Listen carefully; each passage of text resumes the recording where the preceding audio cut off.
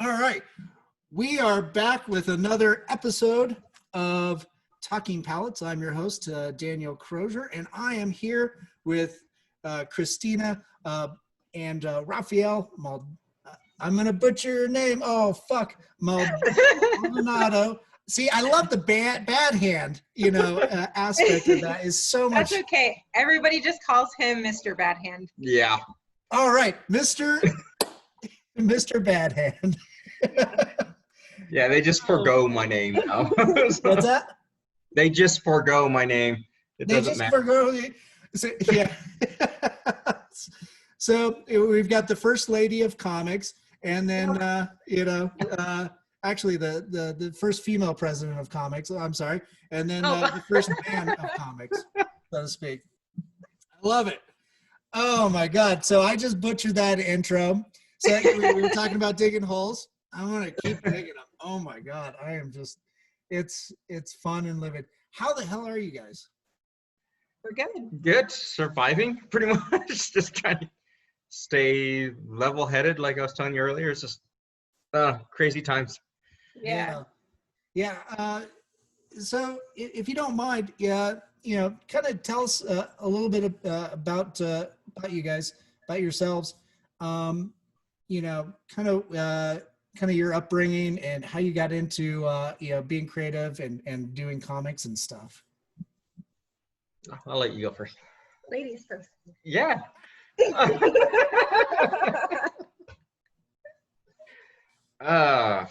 go first. I'm wearing assless chaps next time though.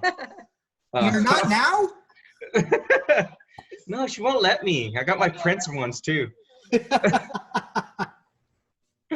But no, I grew up in a poor family. Like my parents met in Texas. That's where they grew up, and then they shortly after me and my brother were born, they split and went our own ways. And then just kind of poor. Growing up, watched my mom. She worked in the fields. My stepdad worked in the fields. Helped out a little bit here and there. Now they're doing really good. He went into construction. Now he's retired.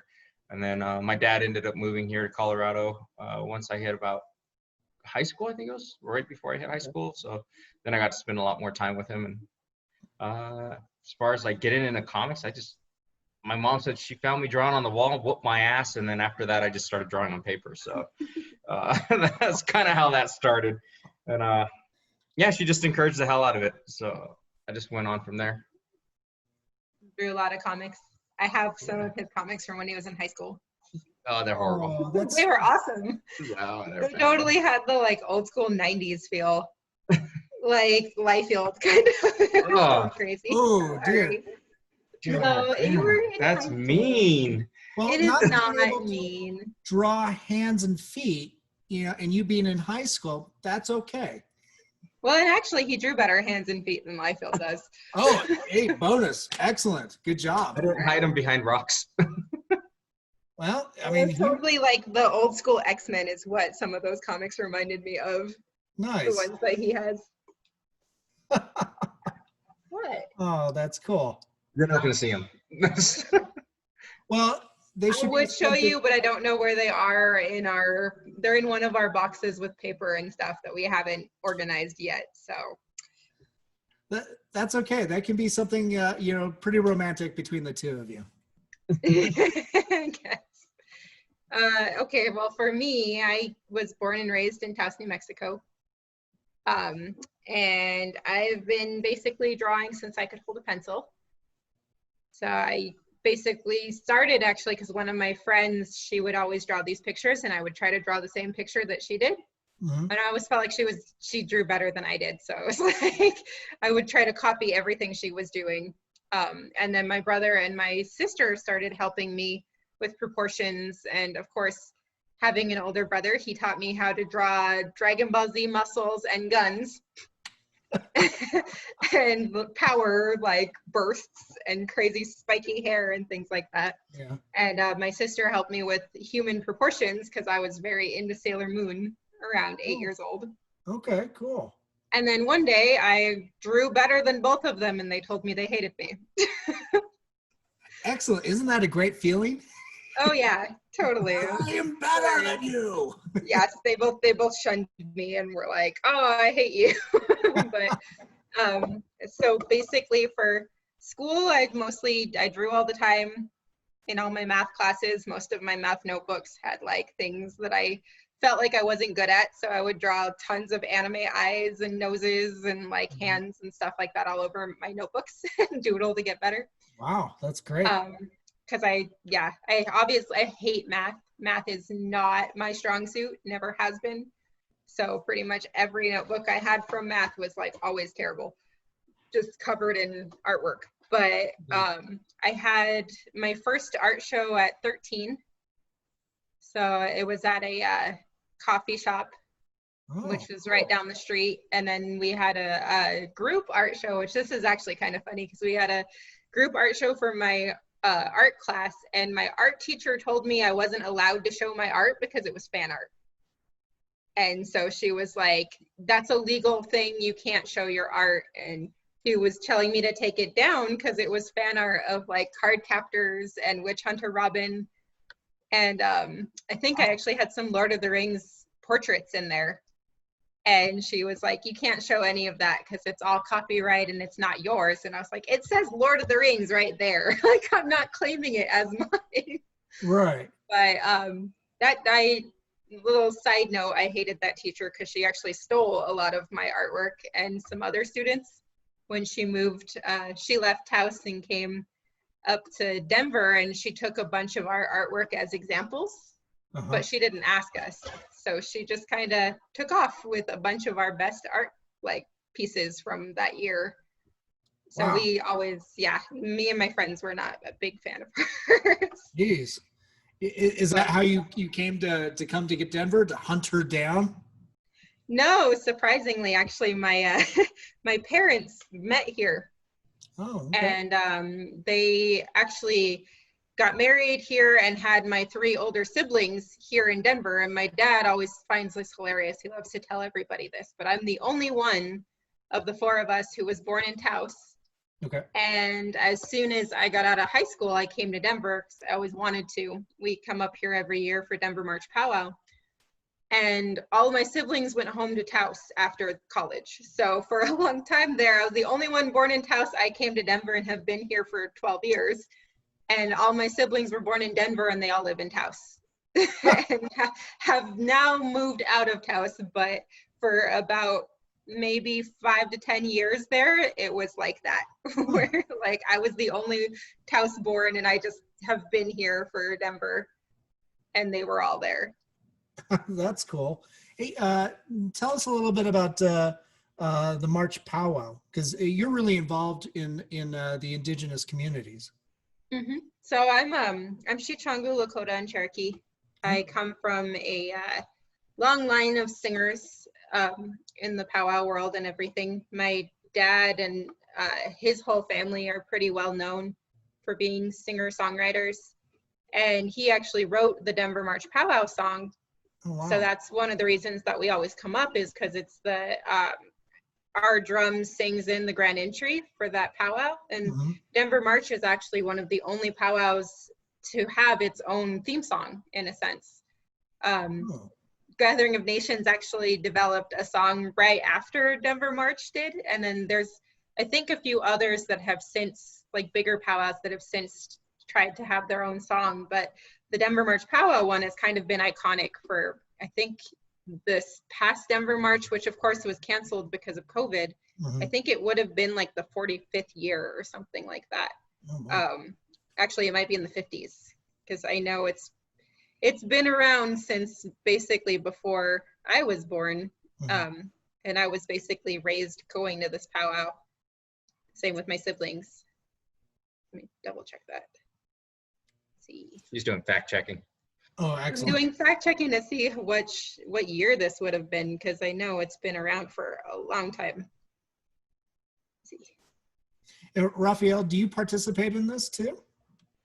I'm in and out as a kid, and then when I was in high school, I got a buddy of mine who was an Aztec dancer, so I started hanging out with them.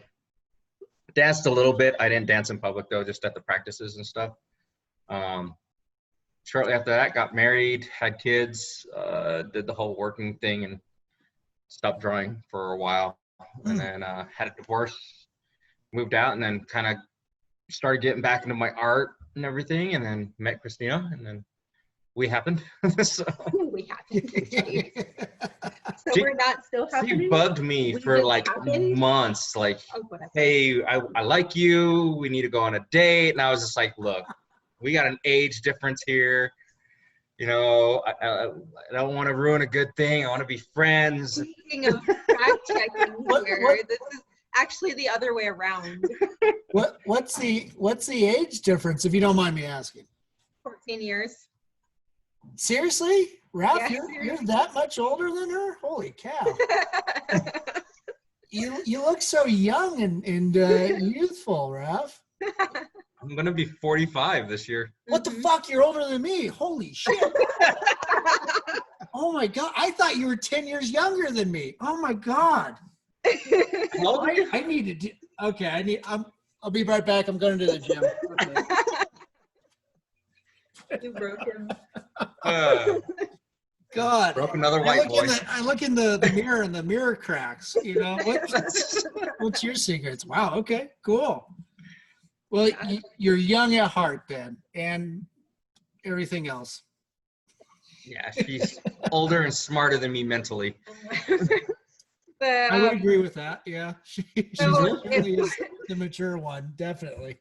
it would have been the 46th annual this past year. So 2020 would have been the 46th year. Oh, great. So just 1 year older than you would be.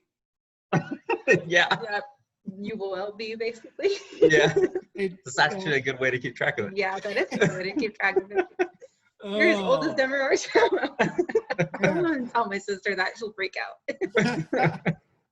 Well, you know, and you know, Kristina, I met you what, you know, 8-9 years ago, something like that. I think just after Denver Comic Con started being a thing, and you know, already back then, like you were, you know, producing 100% all your own comics, like, you know, doing like pages at a time, you know, almost daily. It seemed like you had this, you know, kind of workhorse ethics. And so is that still something that you're able to apply today? I know, you know, with the family and being home with, you know, with the stay-at-home order and everything, you're like juggling like 3 jobs on top of, you know, the between the two of you, IS Studios and IACon, which I think is postponed till next year. And then Ralph, I mean, you're working on, you've got the day job and working on PIA. I mean, you guys are doing all kinds of crazy things, you know. It's do you still continue with that work ethic, or can you keep it up? Or So I went through a little bit of a burnout a couple of years ago, actually just before I met Rafael, because basically I went freelance and totally freelance for 2 years, where I wasn't doing anything else. I was just doing the freelance illustration, and then I was working as a contracted artist for Pop Culture Classroom and doing some classes on the side here and there, but most of my bills were being paid by my art stuff, and that kind of, it burned me out pretty good, because it was a lot just kind of drawing things that I didn't necessarily feel like drawing. Sure. And so it's been kind of interesting trying to get that work ethic back, just because now my perspectives have kind of changed as far as art goes. So now I tend to like splash pages more, and I like the cover art, and I love coloring.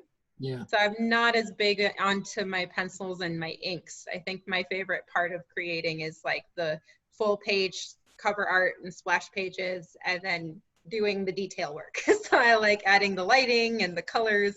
So that's part of the reason why I do all the colors for PIA. Oh, cool.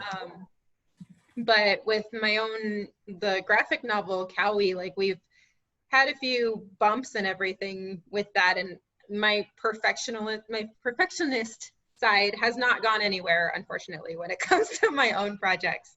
So those, sometimes it takes me a bit to get stuff out, but when they will come out eventually. It's kind of like it's a process. Hey, you don't want that, it's tinted, you're gonna have lipstick.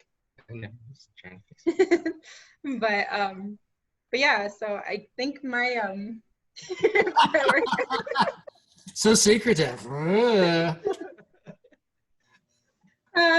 yeah, I think my work ethic's kind of shifted. So instead of getting out full comic pages, it's more teaching multiple classes.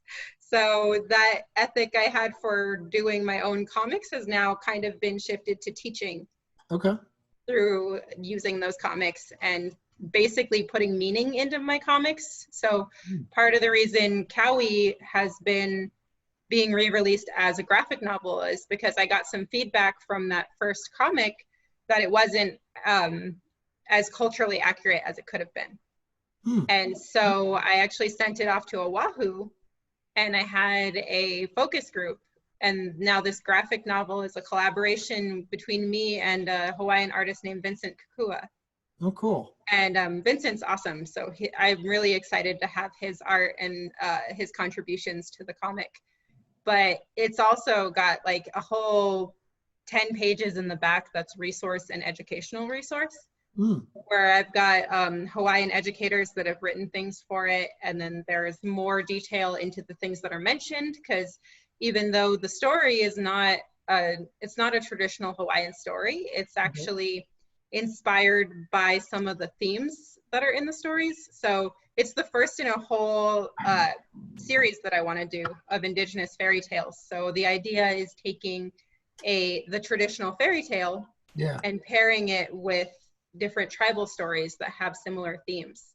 And why Beauty and the Beast was first is because it's my favorite fairy tale, personally. And in Hawaii, in Oahu, they have a story of the goddess Pele and Kamapua, and that's totally like the Beauty and the Beast story. So it's mentioned briefly in Cowie, but Cowie is kind of a modernized version that has other lessons as far as like paying honor to your traditions and also respecting your elders and listening to basically yourself and your traditional knowledge. And so Cowie kind of doesn't do that. She's kind of selfish at first. And so that's the whole point of the story, is when her and the beast, how they break the spell is they grow together and they basically break it themselves, as far as kind of learning from each other and getting to that point of not being selfish anymore. Okay. Wow. So that's the story arc, the development of the characters, starting out as kind of selfish, people, and then, does it take some of the traditional tropes, like with Beauty and the Beast, and since you identify that, I always thought of, it's like, Beast is basically, abducting this, and it becomes some level of Stockholm syndrome? Exactly. Yeah. So I actually, when I say that Beauty and the Beast is my favorite fairy tale, I don't mean the Disney version.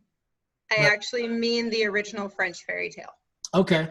And so the original French fairy tale is a little bit different in the sense that Beast is actually very kind. He's not arrogant or angry or like a beast like he is in the Disney version. He's actually a lord who's obviously been cursed and everything, but when he lets Belle's father go, he gives him the option that he can come back, and Belle actually is the one who decides to come back.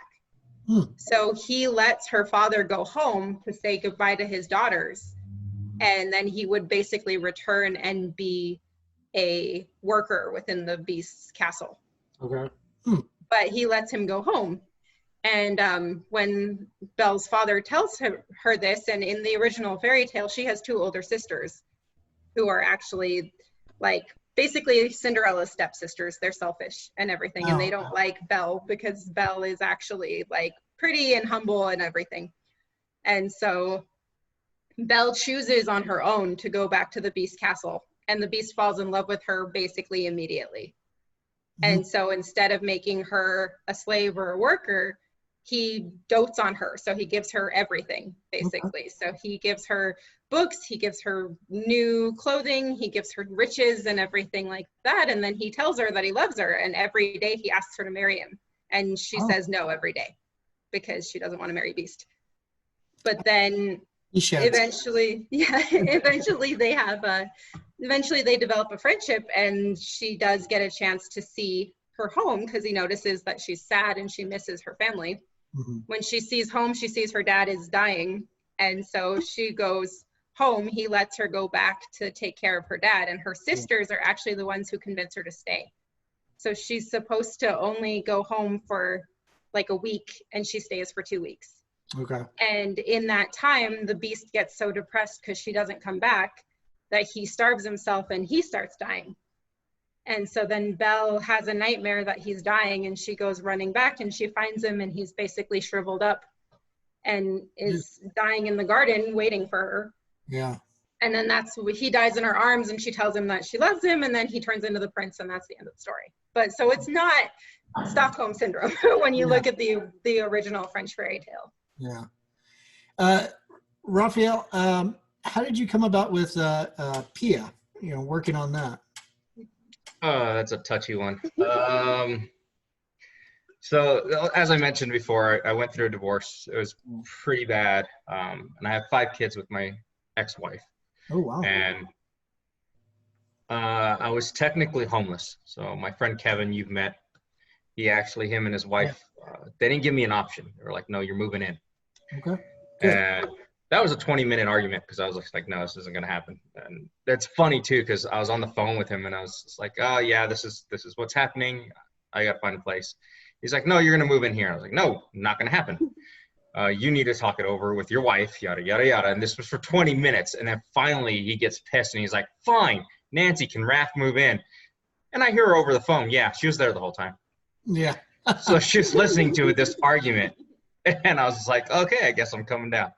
And so that's kind of how that happened. But, I owe him a lot. So he brought me into the house, welcomed me into the family. They have 2 boys, and I wouldn't call them clingy, but they liked a lot of attention, and they clung to me a little bit. And it made me miss my kids even more. So, and then I was only able to see them every once in a while because I didn't have the space for them. And so I came up with an idea originally for Red Team Go for Dino Apocalypse. It was like a little collaboration that everybody was doing, and you were supposed to have some type of bike, a weapon, and then a dinosaur. And it was Denver in an apocalyptic setting with dinosaurs everywhere. Okay. And so I had to draw myself as a character with all these things. And I came up with a story where the dad is looking for his kids, or his daughter at the time, because it's an amalgamation of all my kids, is what Pia is. And so I did his little 5-page arc, and I was just like, wow, man, that is actually kind of cool, but I kind of want to see the other end of it. So that's where Pia came along, and I created Pia, not necessarily post-apocalyptic, but I liked the whole apocalyptic aspect of it and the survival aspect. So it was more mutated creatures, new creatures that have come around. And she's 9, and now she's on her own. And so it's her side of the story rather than her dad's, on her trying to survive, trying to find her dad, and trying to remember everything he was teaching her as far as how to survive and how to be a good person. And kids, it's one ear and then out the other. They don't pay attention. They know better. So it's like a coming of age survival story. And it's primarily focused on her and her pet dog that she found, which my real daughter actually named the creature Dog. Yeah, so Pia. Your daughter's name is Pia? Yeah. So my youngest daughter is Sophia, and we used to call her Sophia Sopapia, and then Pia for short. So I designed the character, like, as far as attitude and quirks and everything, she's all my kids. As far as looks, it was more on Pia herself, so she kind of is modeled after her. And then she got to name the creature that I made, which is Dog, and that's her companion that she finds. She rescues as a little puppy, and then he just grows into what you've seen, which is huge. Yeah. And he looks intimidating, but the joke is he's actually food. So think of him as like buffalo or like cow. Okay. So they're both prey and they're trying to survive in this world where it's overrun by meat eaters. Right. But yeah, so and then eventually through the story, you'll get glimpses of her dad through her flashbacks and whatnot. Mm-hmm. I'm finishing up with issue 4 right now. Kristina's going to color that one, and then issue 5 is actually going to be a lot bigger, like 30 some odd pages, because I'm actually throwing her dad's side of the story into it. So it's going to have a lot of flashbacks with her, and then it's going to be dealing with, at the end of it, kind of like the old books from the 90s where you kind of flip it over and it's a different story, but it's in the same universe. Okay. Kind of doing that with her dad. So now you're going to see his side of like what's been going on and him trying to track her and get back to her. And Wow. yeah, but That's not pulling any punches other than like the gore. So I'm not I like the fact that kids can read it and adults can read it. I've been getting some good feedback that way, but I'm not going to be putting a lot of gore in it. But I'm not pulling any punches as far as what she's dealing with. So she's going to be dealing with a lot of the stuff that we all deal with as people. So, and there's going to be some heartbreak and there's going to be some joy. So. And on a fun colorist side, you can tell the big difference from when he gave me more time to color. Yeah. In issue 3, I had 2 days for the whole book. Oh my God. And in issue 4, I had weeks. So the lighting is much better in issue 4. I like to dabble. So I was trying to figure out like, what are the best techniques? And, you know, I was working with 80s techniques and 2000s techniques. And issue 3, I was like, fuck it, let's work with 90s techniques. So, you know, late. Yeah. Late. Oh my God. Late to the printers, huh? Yeah. Oh my gosh. Yikes. Wow. That, you know, I never knew that about, you know, the backstory of you know, Pia. I've known that you've been working on it for a number of years, and your styles, you know, I've seen it, you know, grow. It's, you've got that kind of a Todd McFarlane style. So it's definitely evolved from Rob Liefeld to more of that, you know, kind of that Spawn type, you know, style, or that Greg Capullo type style too. So, so when you talk about like 90s, I totally see, I like, especially your age. It makes perfect sense. Now I get it. Thanks, man. So here, yeah. buy this book. It's called Pia. It's by an old guy. What a great sales pitch. Nobody believes that you're your age anyways, though. That reaction That's true. Like We really standard. just don't tell us that you're older than me. Just like, it's like, oh yeah, look at old man Crosier over there. Hey, Rickety. Yeah. I forgot his spleen. He'll be back. Oh man. Well, and then on top of that too, like last year you guys put on indigenous PopCon, which is you know, such a massive undertaking. I know it was initially you know, kind of was it franchised out from a bigger you know, event, I suppose, but brought it out here to that turned bigger. Yeah, I think so. Even though our numbers weren't as high as the Albuquerque numbers, we had the 3 floors of the McNichols building for Indigenous PopX, and then we had more artists. So it actually originally came from the Indigenous Comic-Con in Albuquerque that was started by Lee Francis. And then they got the idea to do it in multiple different places. So we had the one here in Denver, which I was the director of, and then the one in Melbourne, which Keenan Murr was the director of. And so for Denver numbers, we had 83 artists and vendors. Nice. And a whole bunch of different acts. So we had our native violinist, Sage, who actually just released a new single today. Sage Cornelis, if you're looking for him. Yes. Okay. And then we had it open with Aztec dancers. And so that's something that we actually wanted to carry on to IACON.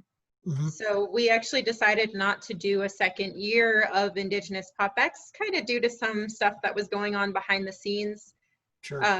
Though as the director, and a lot of it was basically only accomplished by having him and having some members of the community help. I didn't actually have much of a con team.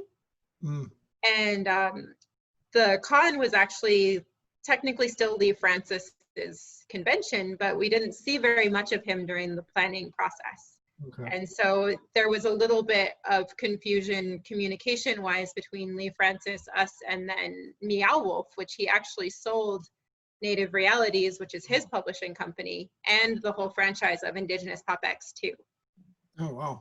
And so just some of the concerns that we've heard from other artists about Meow Wolf taking advantage of artists, we decided that we didn't want to do a con with being owned by Meow Wolf. And so that kind of inspired us to do IACon, using a lot of the same artists and the same ideals that was started with Indigenous Pop X, but kind of expanding to more than just highlighting Indigenous artists. We're looking at it being more of a BIPOC con, so Black, Indigenous, people of color, but also having it be welcome to everybody and really encouraging that heritage aspect. So if you have your original comic or your independent comic idea, that it have some ties to where you came from. Nice. Yeah, and yeah, especially right now. I mean, not only the stay-at-home order stuff, but really, with like Black Lives Matters and everything, it is incredibly imperative to really put forth so many cultural conversations, so to speak. I mean, to have like something like a icon, I think would really enrich I think everybody's life, just having that variety. I mean, variety is the spice of life. So learning about everybody's cultures, I think is absolutely tremendous and definitely necessary. Otherwise we're going to be shitty fucking people. As we're seeing right now in the world, right, with some people. Yeah. Right. It's unfortunately, I think, too, like times like this right now, it unfortunately allows people's to gives them license to be assholes. Mm-hmm. But now oh, you're definitely an asshole. So, I can either engage you or just avoid you altogether.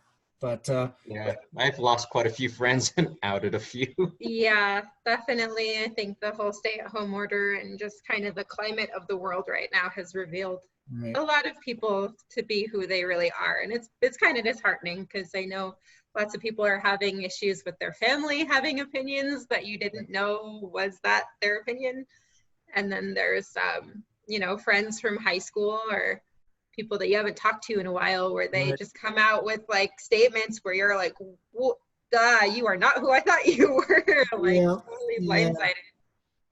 Yeah, no, it's incredibly tough. But do you find that because of stuff like this, and with a platform like Iacon and previously Indigenous pop culture con, and I'm butchering that name, I know. Indigenous Pop X. Pop X. Okay. ITX. Yeah. That's right, IPX. Okay. Yeah. It's so much more worthwhile to communicate and educate people about cultures, or at least just put it out there so that people can find it and kind of enrich themselves and engage that way. Yeah. With Iacon, and unfortunately we had to postpone it this year due to the COVID situation, but within our plans we have Friday to be kind of an educators day. So similar to how Pop Culture Con has their educators day, we were hoping to have field trips come through and do a thing called a passport. So basically the kids would have activities where they'd have to go and visit certain vendors and get like stamps on their passport or signs on their passport. Just so that they went around and saw everybody and really got a chance to like find a story that they really liked. Oh, cool. So if it's like a story that's in a style that's similar to Steven Universe, then they like it because it's similar to Steven Universe. But that gives them the variety of looking at the different comic styles. Because when you look at any pop culture con or any comic convention, there's so many different types of artists. And especially one of the things that I love about Dink is that if you really get those independent artists, they bring their own style into that. So you kind of have that cookie cutter thing that's happening with a lot of comic cons where the pop culture fan art starts to get very repetitive. Right. But we wanted to really push the independent, because when you have the independent artists bringing in their own perspectives and their own cultures and their own style, it really rounds out that artwork. And we were hoping that it would have students kind of connect in ways that they weren't expecting, but also learn something about these cultures. Because I think that's one of the things, one of our best feedback from IPX was everybody walking around and seeing these different styles, and you know, learning that there's more than one tribe, because a few of the people who came were like, oh, Native Americans, there's like 5. There's Dene and Lakota and Cherokee. But then you get there and there's 573 federally recognized tribes. So all of the different people that we had there, we had Dene, we had some from Canada, some First Nations people, we had Lakota, obviously because of me, and there was a couple other artists. There was jewelers, there was fashion designers who are different pueblos, so they weren't just Navajo, they were like Tesuque Pueblo, they were all these different places. So people kind of got to see a wide spectrum of cultures within that subculture of Native American. Wow. And you know, you said there's over 500 federally recognized tribes, but I think there's more, isn't there? Yeah. So there's 573 federally recognized. Yeah. And what I mean by federally recognized, it means that the government acknowledges that they exist. Yeah. And so there is also terminated and state recognized tribes. Terminated meaning that there's very few of them left, or there's like none of them left. Okay. And state recognized means that it is a tribe that identifies and the state recognizes them, but the government does not. Mm. And then there is a small handful of those tribes that basically exist, but their numbers are so tiny that they're actually not registered within the United States. So slight politics side of Native American existence. Most tribes that are federally recognized, you have a thing called a tribal ID. Okay. So you have to be enrolled within that tribe, and we have numbers, kind of like the Holocaust type of situation, where each of us have a tribal ID, and that identifies you as a part of that tribe. Okay. And then within the United States government registry, this is the real crazy like blow that most people don't know. Native Americans are actually registered with the plants and animals. We're not registered with people. Wow. Yeah. And actually a lot of natives don't even know that fact yet. That came out, we had somebody who was going to speak to that at IPX, but unfortunately he couldn't come through that weekend. But yeah, he just did a bunch of research, and basically within the United States government, where most native tribes are registered, we're with plants and animals. So we're part of the land. We're actually not considered citizens or people of this country. Yeah, I think it's been 2 years that I've known that. Like, I just found that out. I clearly, well, I'm dumbfounded. I'm that makes me really sad. Oh my God. Yeah, so it's pretty crazy there. So that's, you know, with this whole movement right now, I'm happy that a lot of people are kind of addressing the Columbus statues and everything, especially considering you didn't even find this continent. But like, I don't think he found his dick. Well, like there was, when we were doing some research a little bit ago, it's actually, he discovered South America, not North America. An island in South America. So he didn't even discover South America, and then he proceeded to butcher everybody. So yeah, that's always been one thing that's kind of stuck in my craw with like people that oh, I discovered this. Dude, there's people already living there. You didn't discover shit. There's no discovery. Any part of the story, either way, he wiped out native people Right. for the area he was in. So it's like he didn't discover it if there was people there for him to wipe out. Right. Yeah, that should be his story is, hey, I fucking showed up, I killed people, Mm-hmm. Yeah.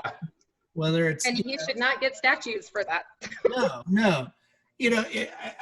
I do think we do need to go through, and people will call this some level of censorship, but most of the statues went up because of marketing campaigns and local, you like with the South, like Jim Crow laws.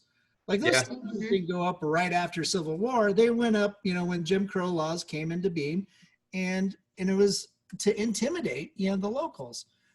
And not to mention those statues are statues of traitors. Right. So they're not U.S. representatives. They're traitors to the U.S. So it's kind of ironic that those go up. Yeah, exactly. Even the name, America. I mean, I think if I remember right, it came from like just a cardinal or Catholic priest or something that Columbus and his circle admired, but the guy wasn't really known for doing much. So I was just like, oh God. Anyway, so yeah, wow, that just kind of blows my mind about the numbering and the classification. That is horrifying. And well, if you look at history-wise, citizenship and religious freedom, we didn't really get until the 1940s was citizenship, I think. Wait, I'm like messing up my dates here. No, I think it was in the 60s. Yeah. 60s was the citizenship, and sorry, that's where I got the 40 from. Citizenship was in the 60s with the whole American Indian movement, but then religious freedom didn't happen until 40 years ago. Jeez. So most Native people were not allowed to practice any kind of religion outside of Christianity and Catholicism. So we weren't allowed to sing songs or speak our language or even have much powwows outside of the Buffalo Bills situation, that you would basically be prosecuted if you had a sweat lodge, or there was a lot of things like that would happen. So within people's lifetimes, like, some of the people that we know within the Denver Indian Commission, one of the ladies was telling us a story where she remembers her parents hiding the fact that they were doing a sweat lodge or that they were praying for relatives. And you had to be sneaky about it, because if people found out, even if your neighbors suspected that you were practicing your culture, then the cops would be called on you and you basically would be prosecuted or shot for it. Oh my God.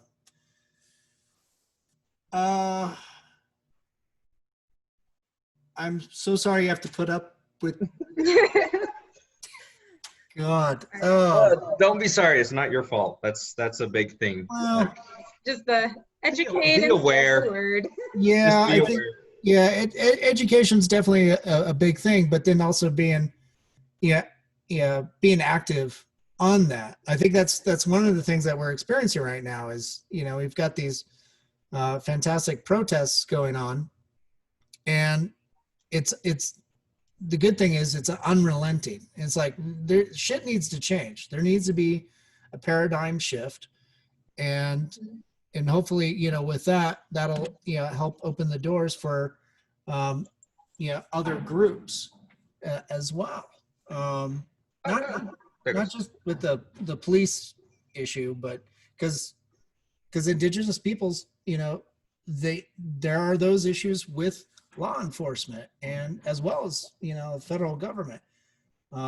During the stay at home too, I keep seeing the articles where the federal government's not sending funds, to those areas, to reservations, to help out. And then you hear about, so many, women, being abducted and none of that reporting going on, from reservations as well. It's just absolutely horrifying. So, oh man. All right. Sorry. Oh no, this is stuff that needs to come out and be more presented. So I thank you guys for sharing that, and really just slapping me across the face with that. Do you see, when you're able to actually with Iacon, are you doing some kind of online iteration since you can't have the physical event this year? The only thing we did was so far is we got a bunch of artists to share their links and stuff, and then we posted it on our website. So it's like a virtual artist alley. So if you like somebody's stuff, you can go to their website, check it out, maybe even commission them. Unfortunately, us being artists, and how artists are, I reached out to a bunch of people and only got a handful of people who went, yeah, put me on there. And it's just like, Right. so I had a post on there like a couple months back where it was like, help me help you. Like, I know. I think I'm one of those artists, being an artist. yeah, exactly. I think I actually reached out to you and you've yet to do anything. Yeah, no, my apologies. I've got no real good excuse. So I need to, hop on that. And then, but for next year, are the wheels turning for the actual physical event, presuming that we're able to actually congregate in larger numbers than herds of 50. Yeah, and the other thing, which some of the guests that we had this year, we had Wendy and Richard Pinney, who were really excited to come out. I had a panel with them during DINK a few years back that was social justice and indigenous culture through ElfQuest. Cool. And that was like, I totally did like fangirled out. I was freaking out because I grew up on ElfQuest and my siblings all read ElfQuest, and we were like, I used to play it at recess when I was like in third grade. So cool. Being able to meet them and have a panel with them was pretty amazing. But I really loved the conversation we had around that, especially because there's so much in ElfQuest that really speak to that social justice piece, and especially to the indigenous culture piece. Because as Wendy was saying, people would always ask her what fairy tales inspired it, and she was like, it wasn't really fairy tales. Like, she was very inspired by tribal cultures and by powwows and things that she went to, and you can see it within the elves. Their communities are very indigenous. Yeah. And even their names are kind of a little bit on the like stereotypical native name, but they're like just their communities, they're very indigenous and native kind of acting, the way they relate and the way they talk. And it's expansive because, all the elves are very different.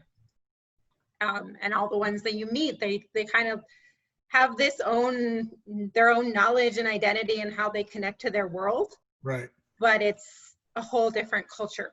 And so like with the Sun Elves and the Wolf Riders and everything like that. So I did talk to them. We're probably going to try to do a virtual panel around the time that we would have had Iacon. And then they definitely want to come back for next year. So hopefully we'll be able to have them come back. And then the other guest, which I was like super close to like sealing and I was so excited about, was Estelle Darling, the voice of Garnet. From Steven Universe. And yeah, that's hopefully we're able to get her back. I also talked to Dante Bosco, who is a really cool dude, by the way. He's Rufio.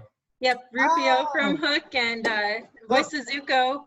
So hopefully we'll be able to get him back as well. So we had a couple of really cool guests, and they have kind of expressed interest in being part of it next year, since unfortunately we had to cancel this year. And we had James Obar. He was looking at coming back, so that was going to be really cool. So his response was, yep. Yeah, we asked him, are you coming? And it's simple 3-letter text. Yep. Just like, okay. Yeah, he's the creator of Crow. And doesn't that have a lot of roots in like indigenous folklore as well?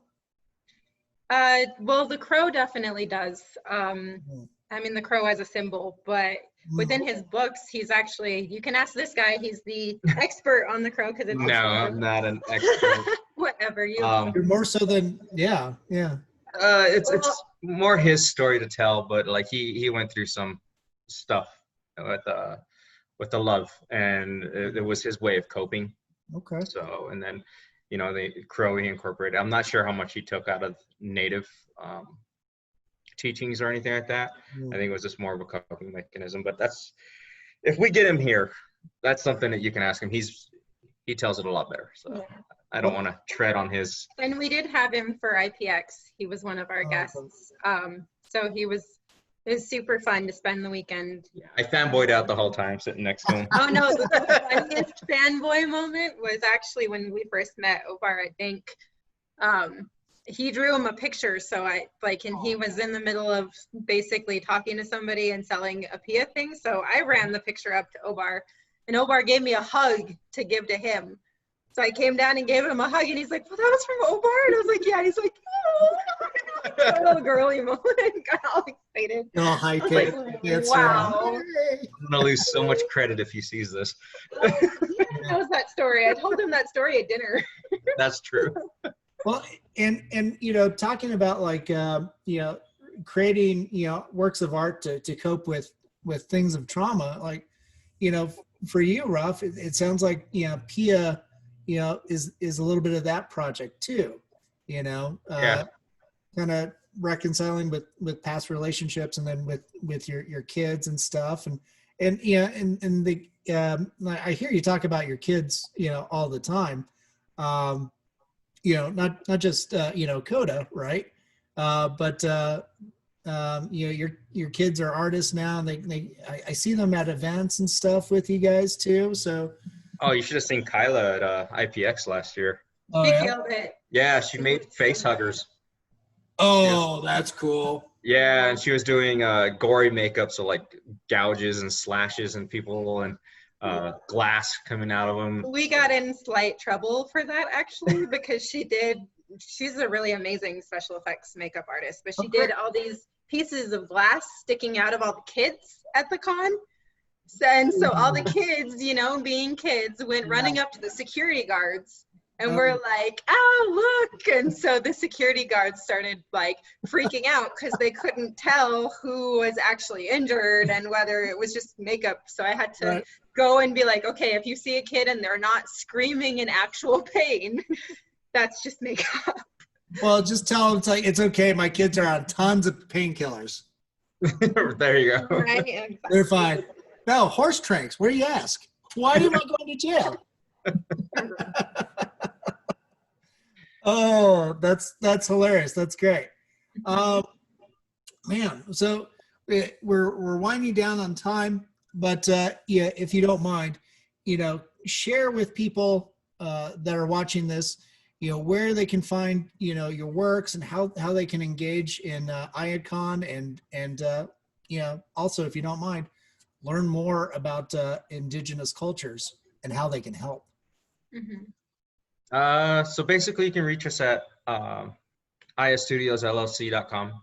So it's AYAstudiosllc.com. Sorry, I got to sneeze.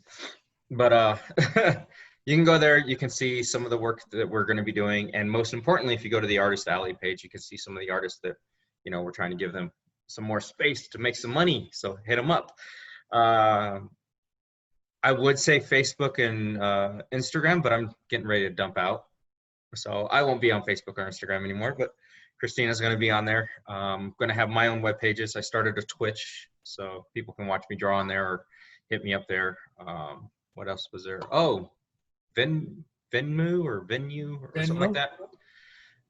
It's another social app. Is it Villo? Villo, something like that. It's basically another Facebook. Rafael's leaving Facebook for obvious political reasons, because let's see, Vero, VERO. Okay. So, I joined that one. Haven't really posted much on it, but I'll get pretty active on that again. I'm debating on whether or not I have my Patreon up, but one way or another, you'll be able to find me. If you can't find me, you can find Kristina and hit me up. I think that's pretty much about it. I got Pia going. I've got another book that I'm working on with another buddy of mine. His name's Richard Crosong.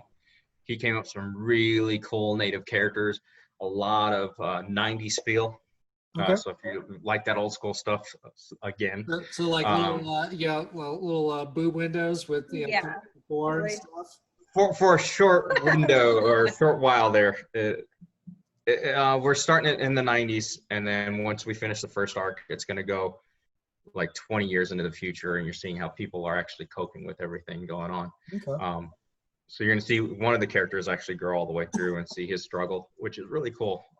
He's been working on it for a while, so I'm excited to be part of the program. I'm honored that he asked me to do it. But we'll start releasing more of that. I'm going to actually start working on character designs for that here shortly and get that going. So got that. I got Pia, and yeah, that's pretty much it. And then Yeah, and basically same thing for the isstudiosllc.com. If you do contact, you can let us know. We always are looking for volunteers. So I know we got a couple people who had signed up for our event, but we'll be doing some events throughout the summer and everything of next year leading up to our event. So usually we'll do, like at other cons, we'll have tables and stuff like that, and we welcome volunteers to come and man the booth and things like that if they want some inspiration or learn how to do that. We also accept our novice artist program, which is something that I started for IPX, which is a free table to aspiring artists who have never tabled before. So you actually get a free table and a little bit of a financial class on how to have a table at a con. So you can hit us up about that through isstudiosllc.com again. If you want to know more about the native side of things, so I work for Jeffco Indian Education through the Office of Behavioral Health right now. So I man our Facebook called Indigenous Education Resources. And so I'm constantly posting things on there that are different curriculum, different articles, things like that are around American Indian history and rights and projects, and basically all about Indian education. And then for the pop culture side of things, if you join a group called Native American Comic Book Society, there's a whole bunch of Native artists on there that usually post their up and coming titles. Washoyo Alvatre is really an amazing artist. She's got some really great titles that tie to the past as well. She's done a couple historical fiction pieces, but that Native American Comic Book Society group really brings in a lot of different artists. And then of course there's Indigenous Pop X, which actually it's called Indigipop X now, which Lee Francis runs, that always has different Native comic artists and stuff that might be joining in there. But I think the hub where you'll find a lot of them would be that Native Comic Book Society, because that's a really good place to post if you have questions for creating your own comics, if you need a Native artist, if you have basically concerns on a character that might not be as culturally accurate as it could be, then that's a good place to kind of post, and the folks there usually will help you out. And you'll see a lot of different artist posts and comics and articles and things there as well. Oh, and if you want to go down the rabbit hole, like history and like facts, a good way to kind of dip into it is go onto Netflix and check out John Leguizamo's Latin History for Fucking Morons. It's awesome. You've seen it. Oh, I love the show. Like the first time I watched it, I cracked up. The second time I cried. Yeah. Because it's a lot of facts that you don't know, but it was presented in a good way. He doesn't pay me to shout that out, but I love putting that out there because it's a really good way to. None of the people who shouted out today. I watched it I think last year when it came out, and I was had a good laugh, but I was at the same time horrified on all the shit that people have had to go through throughout Latin history. It's like, oh my God. So it's that whole identity piece that a lot of Yeah. Mexican Americans are actually Native American because it's all part of a whole culture. Right. But because of the way our history is, a lot of people don't claim that Native identity because, like I mentioned, you couldn't really until 40 years ago. And even then, you're a plant. Right. So yeah, it's kind of a whole taboo subject that thankfully is starting to change with like Native pop culture and everything. So Yeah,